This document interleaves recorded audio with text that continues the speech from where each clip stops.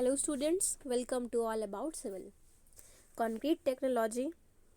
Last video में हमने देखा था कि कंक्रीट को हम ज़्यादातर यूज़ क्यों कर रहे हैं, कंक्रीट का यूज़ टाइम टू टाइम कैसे बढ़ रहा है, यानी कि कंक्रीट के अंदर ऐसी क्या खास बात है जो उसका यूज़ बढ़ रहा है। तो हमने उसके पॉइंट्स को देखा था, 10 पॉइंट्स देखे थे कि क्यों कंक्रीट ज़्यादा बेटर है, और साथ में हमने उसको हिंदी में भी कवर कर लिया था। तो आज हम स्टार्ट कर रहे हैं advantages and disadvantages of concrete, यानी कि कंक्रीट के क्या क्या एडवांटेज है, कंक्रीट अगर हम यूज़ कर रहे हैं तो हमें क्या क्या फ़ायदे हैं, और साथ में अगर हम कंक्रीट यूज़ कर रहे हैं तो उसका क्या डिसएडवांटेज है, यानी कि क्या उसके पॉजिटिव पॉइंट है और क्या नेगेटिव पॉइंट है कंक्रीट को यूज़ करने के।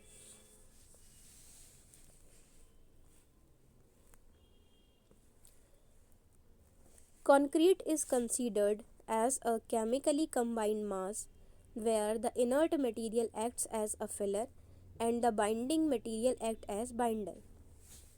अब कंक्रीट एक केमिकली कंबाइंड ऐसा मास बन जाता है, यानी कि एक ऐसी चीज़ बन जाती है जिसमें केमिकली कंबाइंड चीज़ें होती हैं। अब शुरुआत में सीमेंट रिएक्ट करता है, जैसे ही हम सीमेंट के अंदर पानी डालते हैं तो वो रिएक्ट करने लगता है, और इस रिएक्शन को हम क्या बोलते हैं, जैसे ही हम वाटर को ऐड करते हैं सीमेंट के अंदर तो रिएक्शन हो जाती है, और उस रिएक्शन का नाम है हाइड्रेशन रिएक्शन। और उस हाइड्रेशन रिएक्शन में काफ़ी ज़्यादा हीट बाहर निकलती है। तो अब रिएक्शन हुआ, लेकिन जब ये कंक्रीट बन जाता है तो अब कोई भी केमिकल रिएक्शन इसके अंदर नहीं होता। अब कंक्रीट जब फाइनल बन गया है, मिक्स कर दिया हमने और वो हार्ड हो चुका है, तो अब कोई भी रिएक्शन उसके अंदर नहीं हो रहा है, अब वो बिल्कुल स्टेबल रह रहा है। तो इनर्ट मटेरियल अगर chemically combined mass where inert material act as a filler. अब इनर्ट मटेरियल वो मटेरियल होते हैं जो कि रिएक्ट नहीं करते। जैसे कुछ केमिकल्स होंगे, आपने केमिस्ट्री में पढ़ा होगा, जैसे सोडियम वाटर एयर से भी रिएक्ट करने लगता है, अगर खुली हवा में रख देते हैं तो वो रिएक्ट करने लगता है क्योंकि वो स्टेबल नहीं है। लेकिन जब कंक्रीट को हम बना देते हैं, कंक्रीट हार्ड हो जाता है तो वो स्टेबल हो जाता है, वो किसी रिएक्ट नहीं करता, क्योंकि जितने भी मटेरियल्स होते हैं उसके अंदर इनर्ट मटेरियल आ जाते हैं। इनर्ट मतलब जो रिएक्ट नहीं कर रहे हैं, वो सब मटेरियल उसके अंदर आ जाते हैं। और साथ में इनर्ट मटेरियल के साथ हम इसमें मिक्स करते हैं बाइंडिंग मटेरियल्स। बाइंडिंग मटेरियल्स क्या होते हैं? बाइंडिंग मटेरियल होता है जो पूरे स्ट्रक्चर को एक साथ बांध कर रखे। जैसे कि हमारा सीमेंट है, तो अब जितना भी हमने मिक्स बनाया तो सीमेंट की वजह से सब साथ रहेंगे। नहीं तो आपको लगता है कि वाटर एग्रीगेट साथ रहेंगे? वाटर और सैंड भी साथ में नहीं रह सकते। अगर हम पानी के अंदर रेत को मिक्स करते हैं तो रेत नीचे बैठ जाता है कि नहीं? तो सीमेंट एक ऐसा मटेरियल है, ऐसा बाइंडर है, ऐसी चीज़ है कि जिसकी वजह से जितने भी और चीज़ें होती हैं मिक्स के अंदर, वो सब एक दूसरे से जुड़ी रहती हैं। तो उसको हम बोलते हैं बाइंडर, जो सबको बांध के रखता है एक साथ। तो बाइंडर मटेरियल होते हैं और इनर्ट मटेरियल होते हैं। इन सब की वजह से कंक्रीट स्टेबल रहता है। The most important binding material are cement and lime. सबसे इम्पॉर्टेंट बाइंडिंग मटेरियल कौन से होता है? सीमेंट होता है और लाइम होता है। सीमेंट और लाइम बाइंडिंग मटेरियल्स हैं। अगर सीमेंट नहीं होगा और लाइम नहीं होगा तो मटेरियल बाइंड नहीं रह सकता। आप कितना भी बिना सीमेंट के सैंड ले लो, फाइन एग्रीगेट ले लो, कोर्स एग्रीगेट ले लो, वाटर ले लो, इन सबको मिक्स कर दो, लेकिन ये मिक्स नहीं रह पाएंगे। जैसे ये ड्राई होंगे फिर से अलग अलग होने लगेंगे। क्यों? क्योंकि इसमें बाइंडर नहीं है, इनको कोई बांध के रखने वाला नहीं है। तो बांध के रखने वाले मटेरियल को हम बोलते हैं बाइंडर। और बाइंडर का एग्जाम्पल है, सबसे इम्पॉर्टेंट बाइंडर्स हमारे पास हैं cement and lime. Inert materials used in concrete are termed as aggregates. और जितने भी इनर्ट मटेरियल हैं कंक्रीट में यूज़ होने वाले, यानी कि जो रिएक्ट नहीं कर रहे हैं, जैसे बजरी है। बजरी ऐसा नहीं है कि आप देखोगे कि बजरी है तो वो एयर से रिएक्ट करने लग गई या फिर पानी से रिएक्ट कर रही है, वो रिएक्ट नहीं कर रही है, उसके अंदर बिल्कुल कोई रिएक्शन की कैपेबिलिटी नहीं है। तो वो ऐसे मटेरियल्स जो कि रिएक्शन नहीं करना चाहते हैं, जो कि बिल्कुल स्टेबल है, उनको हम बोलते हैं इनर्ट मटेरियल। तो जितने भी इनर्ट मटेरियल यूज होते हैं कंक्रीट में उसको हम बोलते हैं एग्रीगेट्स। बाइंडर बाइंडर होते हैं जो पूरे मिक्स को बांध के रखते हैं एक साथ, उसका एग्जांपल है सीमेंट और लाइम। दूसरी बात, इनर्ट मटेरियल कौन से होते हैं, जो कि रिएक्ट नहीं करते, रिएक्शन नहीं कर रहे हैं, बिल्कुल स्टेबल हैं, उनको हम बोलते हैं aggregates. Most common aggregates are sand, brick, chips, stone chips, gravel, shells etcetera. अब सबसे इम्पॉर्टेंट एग्रीगेट्स क्या होते हैं? अब सैंड आपने देखा होगा, सैंड रिएक्ट नहीं करता है, रेत अगर पड़ा है तो वो रेत रिएक्ट नहीं कर रहा है, किसी से नहीं रिएक्ट करेगा। फिर ब्रिक चिप्स मतलब ब्रिक के जो छोटे छोटे टुकड़े पड़े रहते हैं उनको हम ब्रिक चिप्स बोल रहे हैं। स्टोन चिप्स, स्टोन के जो बहुत छोटे छोटे टुकड़े हैं, पानी की वजह से हो गए या फिर कहीं से एज अ वेस्ट मटेरियल आया तो वो स्टोन चिप्स हो गए, तो स्टोन चिप्स भी रिएक्ट किसी से नहीं कर रहे हैं। ग्रेवल, बजरी हो गया, बजरी भी किसी से रिएक्ट नहीं कर रही है। शेल्स, ऐसे ही ये सब चीज़ें एग्रीगेट्स के अंदर वो सब चीज़ें आती हैं जो कि किसी से रिएक्ट नहीं कर रहे हैं। The concrete plays a very important role in all branches of civil engineering. अब कॉन्क्रीट बहुत ही एक इम्पॉर्टेंट रोल प्ले करता है सिविल इंजीनियरिंग के सब ब्रांचेज में।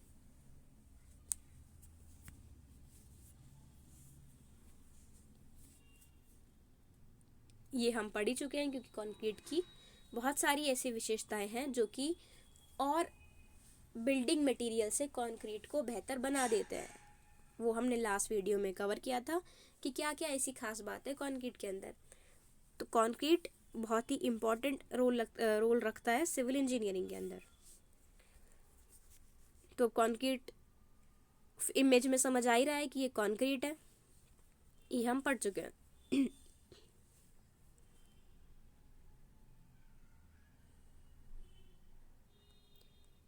नेक्स्ट शुरू करते हैं एडवांटेजेस ऑफ कंक्रीट, यानी कि कंक्रीट के क्या क्या फ़ायदे हैं।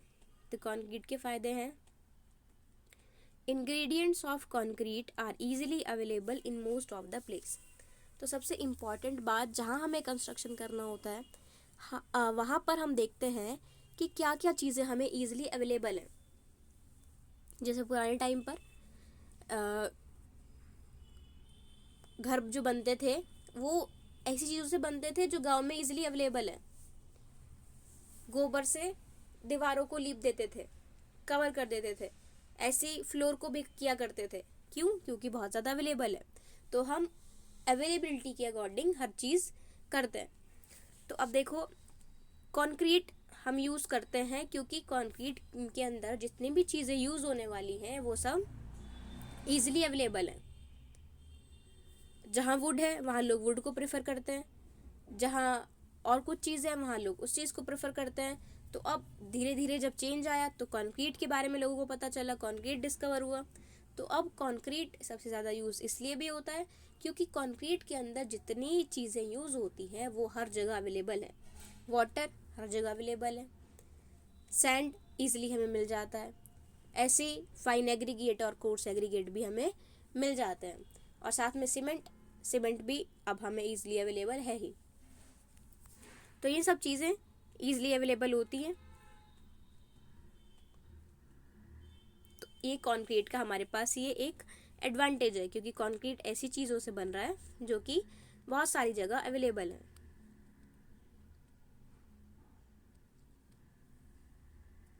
नेक्स्ट पॉइंट देखते हैं, unlike natural stones concrete is free from defects and flaws.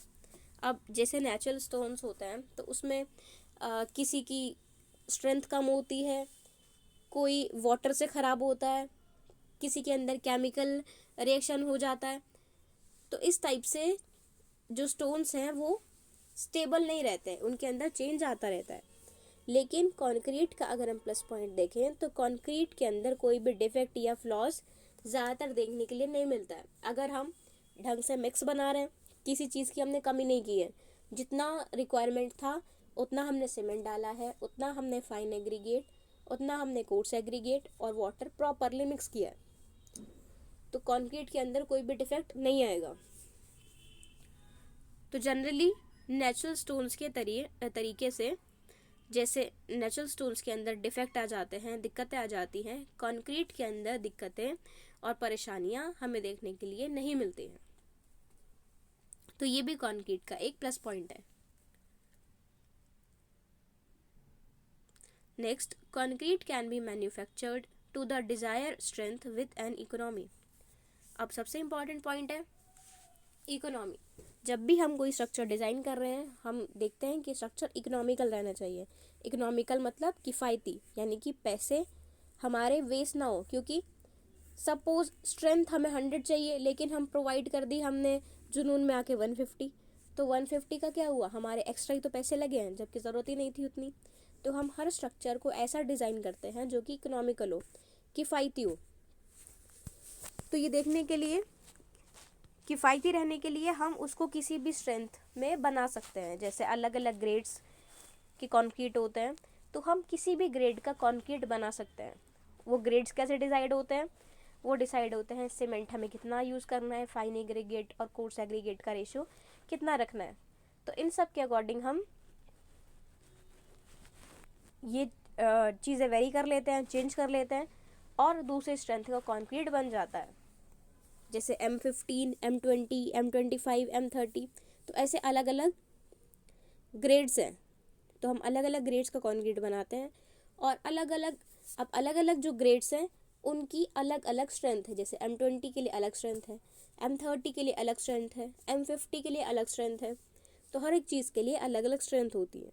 तो अब कंक्रीट को हम ईजिली बना सकते हैं, जिस भी स्ट्रेंथ का हमें चाहिए उस स्ट्रेंथ का हम कंक्रीट बना सकते हैं, और इकोनॉमी से बना सकते हैं। यानी कि ज़्यादा पैसों को हम ध्यान में रखते हुए किफ़ायती स्ट्रक्चर किसी भी स्ट्रेंथ का हम कंक्रीट का बना सकते हैं। तो ये भी हमारा कंक्रीट का एक एडवांटेज हुआ।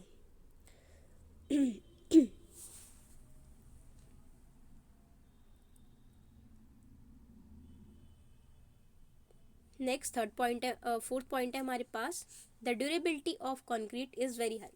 अब कंक्रीट बहुत ही ज़्यादा ड्यूरेबल होता है, बहुत ही ज़्यादा ड्यूरेबल। क्योंकि आप देखते हो इतने स्ट्रक्चर बनते हैं, कब की कंस्ट्रक्शन होंगी जो सालों, बहुत साल चल जाती हैं। अब जैसे इतने बड़े बड़े इंडिया में मॉन्यूमेंट्स हैं, जैसे ताजमहल हो गया या फिर रेड फोर्ट हो गया, इतनी सारी चीज़ें हैं जो कि कितने सालों, हज़ारों साल पहले बनाई होंगी, लेकिन वो अभी तक चल रही है। क्यों? क्योंकि कंक्रीट जहाँ जहाँ यूज़ है वो ड्यूरेबल है। अब कंक्रीट, वहाँ तो हमने एग्जांपल देखा है कि वो चीज़ें चल रही हैं। अगर हम अपने घरों के आसपास भी देखें तो स्ट्रक्चर्स, ऐसा नहीं है कि हर 2-3 साल बाद कंक्रीट ख़राब हो रहा है, काफ़ी सालों तक स्ट्रक्चर चल जाता है। तो कंक्रीट ड्यूरेबल है, यानी कि कंक्रीट टिका हुआ है, बहुत सालों तक कंक्रीट चल जाता है। फिर उसके बाद जब उसकी लाइफ स्पैन, उसका लाइफ पीरियड ख़त्म हो जाता है, तो हमें उसमें मेंटेनेंस की ज़रूरत पड़ती है, और मेंटेनेंस ना हो पाए तो हमें उसमें दोबारा से कंस्ट्रक्शन कराने की ज़रूरत पड़ती है। यानी कि काफ़ी ज़्यादा टाइम तक ड्यूरेबल है, यानी कि बहुत टाइम तक कंक्रीट का स्ट्रक्चर चल सकता है। तो कंक्रीट का ये भी हमारे पास काफ़ी बड़ा फ़ायदा है।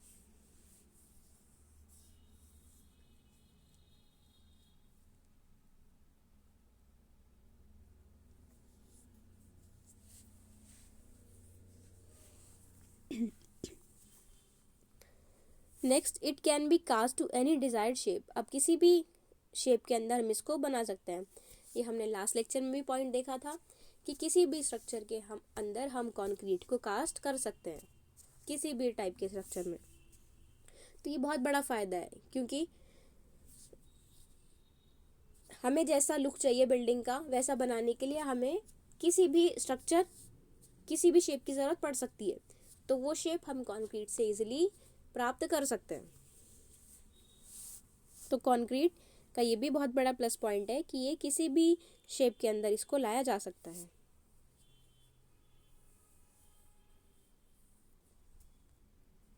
Next, the casting of concrete can be done in the working site which makes it economical. अब कंक्रीट की कास्टिंग हम वहीं पर कर देते हैं। कास्टिंग का मतलब है कंक्रीट बनाते हैं, और जिस भी मेंबर को हमें बनाना है, कॉलम बनाना है, तो तुरंत हमने मिक्स करके कॉलम के अंदर डाल दिया, और कॉलम के शेप कंक्रीट ले लेगा और बाद में हार्ड हो जाएगा। तो इस प्रोसेस को हम बोलते हैं कास्टिंग। तो सबसे अच्छा पॉइंट है कि इसमें हमें ऐसा नहीं कि पहले बनाना पड़ता है कुछ, हम तुरंत वहीं पर मिक्स करते हैं साइट पर ही, और मिक्स करके उसको कॉलम के अंदर डाल दिया। कॉलम के अंदर डालने के बाद उसकी वैसी शेप अटेन हो जाती है। तो कंक्रीट की ये प्लस पॉइंट है कि वर्किंग साइट पर ही हम इसको बना लेते हैं और ये काफ़ी ज़्यादा इकोनॉमिकल पड़ता है। फिर से इकोनॉमिकल वाला पॉइंट आया तो हमारे लिए और प्लस पॉइंट है, और पैसे बच रहे हैं हमारे। Next point, the maintenance cost of concrete is almost negligible. तो ये हमने पढ़ा था कि मेंटेनेंस कॉस्ट नेग्लिजिबल है। जैसे हम हर एक चीज़ की सर्विस कराते हैं तो हमें कंक्रीट की सर्विस कराने की आवश्यकता नहीं है, क्योंकि कंक्रीट अगर हम ढंग से हमने मिक्स किया है और जितनी दिक्कत थी, अगर क्रैक आया है तो उसको तुरंत ही क्योर कर दिया, उसका तुरंत ही इलाज कर दिया है वहीं पर, तो उसको फिर हमें मेंटेनेंस की ज़रूरत नहीं पड़ती है। तो मेंटेनेंस कॉस्ट इसकी लगभग नेग्लिजिबल है।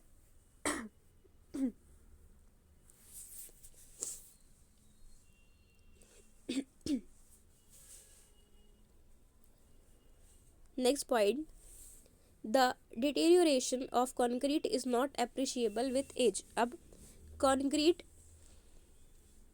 बहुत टाइम तक चल जाता है। डिटेरियोरेशन मतलब होता है टूटना, बर्बाद होना, डिटेरियोरेट होना। तो कंक्रीट ईजिली डिटेरियोरेट नहीं होता है, ईजिली टूटता नहीं है, ईजिली उसमें खराबी नहीं आती है। कंक्रीट काफ़ी लंबे समय तक चल जाता है। तो deterioration concrete is not appreciable with age. Age के साथ साथ बहुत काफ़ी टाइम चलने के बाद उसमें खराबी आती है।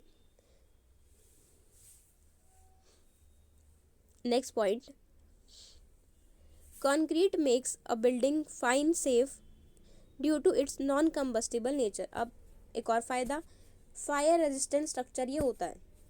अब बहुत ज़्यादा अगर आग लग रही है तो कंक्रीट पर उस आग का असर नहीं पड़ता है। बहुत ज़्यादा अगर बहुत ही खतरनाक आग लगी है तो बिल्डिंग को जाके नुकसान होता है, नहीं तो ईजिली अगर छोटी मोटी आग है तो उसमें कंक्रीट कंबस्टिबल नहीं है, यानी कि कंक्रीट उसमें जलता नहीं है। अब कंक्रीट नहीं जलता है तो काफ़ी हमारी सेफ्टी बढ़ जाती है। Concrete can withstand high temperature. Concrete बहुत ही ज़्यादा हाई टेम्परेचर भी झेल सकता है। बहुत जैसे हाई टेम्परेचर होता है किसी किसी जगह, या फिर किसी फैक्ट्री में हमें चाहिए, या फिर भट्टी के अंदर, फर्नेस के अंदर हमें चाहिए, तो वहाँ पर थोड़ा अलग स्ट्रेंथ का कंक्रीट चाहिए, थोड़ा अलग डिज़ाइन होगा, पर कंक्रीट हाई टेम्परेचर झेल लेता है। इसलिए भी कंक्रीट को ज़्यादा यूज़ किया जाता है और कंक्रीट का ये एडवांटेज है। Concrete is resistance to wind and water. अब कंक्रीट पर विंड का कोई असर नहीं पड़ता है और साथ में पानी का भी कोई असर नहीं पड़ता है, क्योंकि अगर क्रैक होंगे तो पानी अंदर जाएगा तो दिक्कत है। अगर कंक्रीट के अंदर क्रैक नहीं है तो कंक्रीट पानी अपने अंदर सोखता नहीं है, पानी का कुछ खास असर कंक्रीट पर नहीं पड़ रहा है। तो वाटर और विंड का कुछ खास असर हमें देखने के लिए कंक्रीट पर नहीं मिलता है। Therefore it is very useful in storm shelters. अब इसलिए जब तूफान, आंधी तूफान आते हैं तो ये शेल्टर के लिए सबसे बेस्ट जगह होती है। कंक्रीट के स्ट्रक्चर, मतलब बोलते हैं ना कि जिस तूफान आए तो अपने घर चले जाओ, कोशिश करो जल्द से जल्द घर पहुंच जाओ। क्यों? क्योंकि कंक्रीट बहुत ज़्यादा सेफ होता है।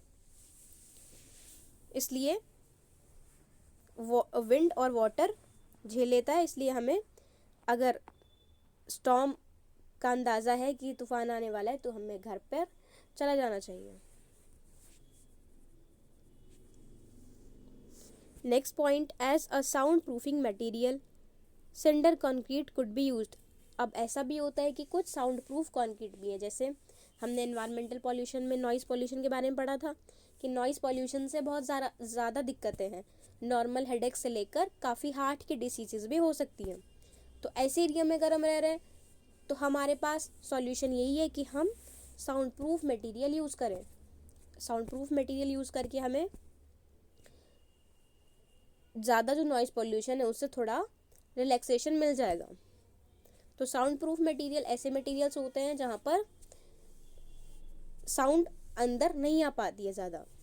जैसे कुछ स्ट्रक्चर ऐसे बनाने होते हैं, जैसे हॉस्पिटल वहाँ पेशेंट्स नहीं झेल सकते ज़्यादा आवाज़ें, तो हम साउंड प्रूफ बनाते हैं। ऐसी कोई ऑडिटोरियम होगा या कोई पिक्चर हॉल है, तो आप देखोगे वहाँ ना तो बाहर से आवाज़ें आती हैं अंदर, और ना अंदर की आवाज़ें बाहर जा पाती हैं। मूवी अगर आप गेट पे ही खड़े रहोगे तो मूवी की आवाज़ आपको नहीं सुनाई देगी अगर गेट बंद है तो। क्यों? क्योंकि वहाँ पर साउंड प्रूफ मटेरियल यूज़ होता है। तो साउंड प्रूफ मटेरियल के अंदर कंक्रीट भी आता है, एक ऐसा कंक्रीट भी है जो साउंड प्रूफ मटेरियल हो सकता है। तो कंक्रीट का हमारे पास ये एडवांटेज भी है। तो एडवांटेजेस देखो हमने क्या क्या पढ़े हैं, इसका आप स्क्रीनशॉट ले लो।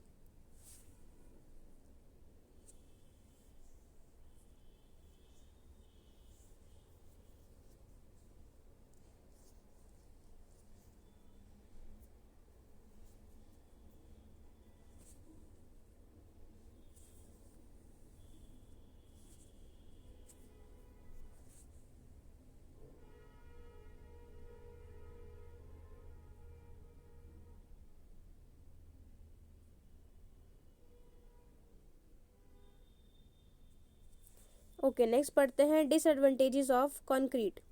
कंक्रीट का डिसएडवांटेज क्या है? तो हमारे पास बस 4 डिसएडवांटेज है कंक्रीट के। Compare to other binding materials the tensile strength of concrete is relatively low. हमने आपको बताया था, सी याद कर लो, सी से ही कंक्रीट होता है और सी से ही कंप्रेसिव स्ट्रेंथ होती है। तो कंप्रेशन में कंक्रीट बहुत ही बढ़िया है, जवाब नहीं है कंक्रीट का, सबसे बेहतर है। तो कंक्रीट कंप्रेशन में तो बढ़िया है, लेकिन इसका नेगेटिव पॉइंट, एक कमी कंक्रीट के अंदर ये है कि कंक्रीट टेंशन में अच्छा नहीं है, टेंशन कंक्रीट नहीं झेल पाता है। तो सेम चीज़ डिसएडवांटेज हो गया कंक्रीट का कि कंक्रीट टेंशन में अच्छा नहीं है, तो ये किसका डिसएडवांटेज है। कंक्रीट की कंप्रेसिव स्ट्रेंथ काफ़ी अच्छी है as compare to its compressive strength. Next point, concrete is less ductile. अब डक्टाइल जैसे लेंथ के लॉन्ग हम अगर खींच रहे हैं तो लेंथ इंक्रीज अगर हो जाती है तो डक्टाइल है। जैसे रबर या फिर स्टील अगर हम खींच रहे हैं लेंथ के अकॉर्डिंग, लेंथ के अलॉन्ग, तो वो खिंच जाएगा, लेंथ बढ़ जाएगी। लेकिन कंक्रीट को अगर हम खींचेंगे तो कंक्रीट क्रैक हो जाएगा, टूट जाएगा। क्यों? क्योंकि कंक्रीट डक्टाइल नहीं है और टेंशन में खराब है। Next, the weight of compared is high compare to strength. Weight of concrete is high as compare to its strength. और कंक्रीट का वेट बहुत ज़्यादा होता है एज कंपेयर टू स्ट्रेंथ, यानी कि स्ट्रेंथ अगर हम देखें तो स्ट्रेंथ कम दे रहा है लेकिन वेट बहुत ज़्यादा होता है। जैसे आपने देखा है कि अगर हम कुछ मिक्स बना रहे हैं तो कितना, अगर नॉर्मली एक स्लैब भी हो, जैसे आपने देखा हो कहीं पे नाले होते हैं तो उनको स्लैब से कवर करते हैं, तो वो स्लैब भी हम मैनुअली यानी कि हम लोग खुद से उठा के उसको नहीं रख सकते, हमें मशीन की हेल्प लेनी पड़ती है, तब जाके हम उसको रख पाते हैं, कवर कर पाते हैं नालों को। तो इसका मतलब ये है कि कंक्रीट का वेट बहुत ज़्यादा होता है एज कंपेयर टू स्ट्रेंथ। और लास्ट पॉइंट है हमारे पास, कंक्रीट में contain soluble salts cause efflorescence. अब कंक्रीट के अंदर कुछ सॉल्यूबल सॉल्ट्स भी होते हैं, कुछ ऐसे सॉल्ट भी उसके अंदर रहते हैं जिसकी वजह से एफ्लोरेसेंस होता है। अब एफ्लोरेसेंस क्या होता है? जैसे आपने देखा होगा, ऑब्जर्व करना, जब जाओगे किसी भी एरिया पे जाते हो तो ऑब्जर्व किया करो हर एक चीज़। रोड पे जा रहे हो तो रोड देखो, डिवाइडर देखो, बिल्डिंग्स देखो, हर एक चीज़ ऑब्जर्व किया करो। दिल्ली जा रहे हो तो जो बड़े बड़े वहाँ पर एक्सप्रेसवेज हैं ये सब भी देखा करो, हाईवेज देखोगे तो चीज़ें आएंगी। तो एफ्लोरेसेंस क्या होता है? नॉर्मली ये तो आपको दिख ही जाएगा अपने घर के आसपास ही या घर में ही, जैसे दीवार होती है तो दीवार पर वाइट वाइट पाउडर आ जाता है, तो वाइट पाउडर जो आता है उसको हम बोलते हैं एफ्लोरेसेंस। एफ्लोरेसेंस क्यों होता है? क्योंकि कंक्रीट के अंदर कुछ सॉल्ट्स मिक्स होते हैं बनाने के टाइम पर, या फिर जो हमने मटेरियल यूज़ किया है वो एफ्लोरेसेंस है, उसके अंदर सॉल्ट था। तो सॉल्ट से जब हमने कंक्रीट बना दिया तो बाद में देखा कि वाइट पाउडर झड़ने लगता है दीवार से और नमी भी रहती है, तो इस कंडीशन को हम बोलते हैं एफ्लोरेसेंस। तो एफ्लोरेसेंस का एग्जांपल आपको इजीली दिख जाएगा। तो ये सब हैं डिसएडवांटेजेस कंक्रीट के, इसका भी आप स्क्रीनशॉट ले लो।